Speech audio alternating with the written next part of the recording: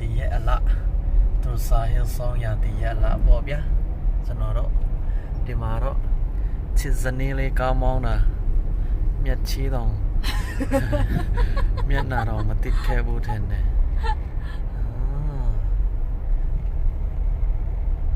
လာတော့လာတာပဲเนาะဗီဒီယိုထဲမှာတော့ဒီနေရာလေးကတကယ်လွမ်းစရာပဲเนาะဒီဆောင်ရသည်မျိုးကိုကျွန်တော်ပြန်ပြီးတော့တတိယမှာပါကွာဒါပဲเนาะဒါစွန်ဒါ